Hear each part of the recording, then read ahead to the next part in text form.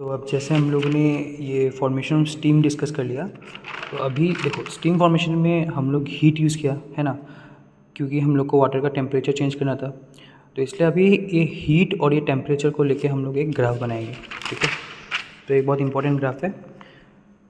तो इसमें Y axis में हम लोग टेम्परेचर लेंगे, एक्स एक्सिस में हम लोग हीट ले रहे हैं, ठीक है। अभी तुम क्या करो ना, यहाँ तक का देखो सिर्फ, ठीक है, यहाँ तक का, ये सब भूल जाओ, ये सब भूल जाओ, सिर्फ ए बी सी डी देखो, ठीक है। तो पहले ए बी जो है that is heating of water up to boiling temperature, ठीक है। मतलब ए से बी तक जब हम लोग टेम्परेचर बढ़ा रहे हैं, मतलब ये क्या है, हम लोग वाटर को हीट कर रहे हैं, ठीक है, up to be that is the boiling point, और you can say saturation point, saturation temperature, ठीक है। तो यहाँ से आते हमने हीट कर दिया, that is heating of water up to boiling temperature. यहाँ पे जो करस्पॉन्डिंग जो ए पी होगा that will be heat absorbed by water known as sensible heat. यहाँ पे हम लोग क्या किया, टेम्परेचर बढ़ा है, ठीक है, टेम्परेचर बढ़ा है, इसलिए इसको सेंसिबल हीट बोलते हैं, एस एच। अब देखो, अब बी सी में क्या है, टेम्परेचर कांस्टेंट है, लेकिन the change of state from liquid to steam is happening here. मतलब इसमें क्या होगा, हम लोग का टेम्परेचर कांस्टेंट है बी सी का, लेकिन यहाँ पे जैसे ये लिक्विड था, यहाँ पे ये फेस चेंज होकर यहाँ पे गैस बन चुका है अभी, या फिर तुम बोल लो स्टीम बन चुका है। तो ये जो रीजन को हम लोग बोलते हैं वाटर स्टीम रीजन, और इसके करस्पॉन्डिंग जो तुम्हारा हीट का लाइन है पी क्यू, इसको हम लोग बोलते हैं लेटेंट हीट ऑफ वेपरेशन। ये तुमको अच्छे से पता होगा, जब हम लोग टेम्परेचर चेंज करते हैं तब क्या आता है, सेंसिबल हीट, और जब हम लोग फेस चेंज करते हैं तब क्या आता है, लेटेंट हीट। और यहाँ पे हम लोग क्या तो हीट करके इसको वेपोराइज कर रहे हैं वाटर को, इसलिए लेटेंट हीट ऑफ वेपोराइजेशन, ठीक है।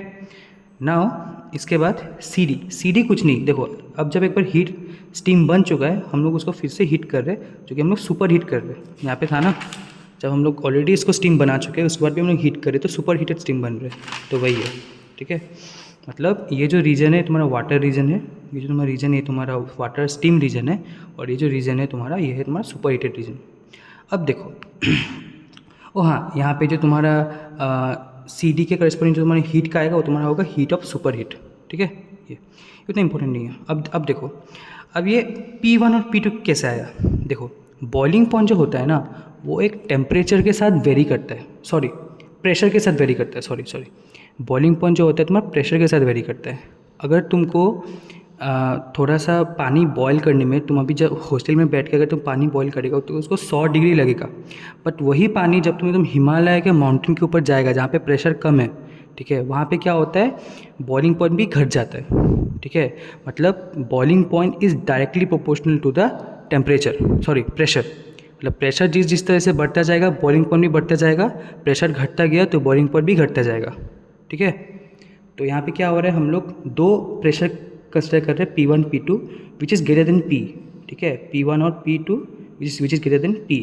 सो क्या होगा, जैसे कि P1 ज़्यादा देन P है, तो टेम्परेचर भी, जो बॉइलिंग टेम्परेचर वो बढ़ गया, पहले B था अभी E हो गया, ठीक है। धीरे धीरे P2 के लिए क्या होगा, K हो जाएगा, ठीक है। और बाकी सब चीज़ सेम है, ठीक है। बाकी इसको जब हम लोग हीट चेंज कर रहे हैं, फेस चेंज हो रहा है, सुपर हीट हो रहा है, वो सब चेंज है। तो जैसे जैसे हम लोग P बढ़ा दे रहे हैं, वैसे जैसे क्या हो रहा है, बॉइलिंग पॉइंट भी बढ़ जा रहा है, because boiling point is a function of pressure, ठीक है। तो यही लिखा है यहाँ पे बाद में, ठीक है, if the pressure is increased the boiling temperature also increase, therefore a family of curves may be drawn for different process as shown, ठीक है, ऐसा करके। नाउ एक और चीज़ है, यहाँ पे जो point A B E K से पास हो रहा है, ये सब तुमको लिक्विड लाइन बोलते हैं। ऑब्वियसली ये वाटर और वाटर साइड का है, तो इसको लिक्विड लाइन बोलते हैं। और जो बाकी यहाँ पे तुम्हारा L F C से पास हो रहा है, इसको हम लोग बोलेंगे हो ड्राई स्टीम लाइन, ठीक है। और एक चीज़ हम लोग यहाँ पे मिस कर रहे हैं, वो है क्रिटिकल पॉइंट। अब क्रिटिकल पॉइंट क्या होता है, देखो when the pressure and saturation temperature increases, जैसे जैसे प्रेशर इंक्रीज कर रहा है, सैचुरेशन टेम्परेचर इंक्रीज कर रहा है, the latent heat of vaporization decreases, it become zero at point N।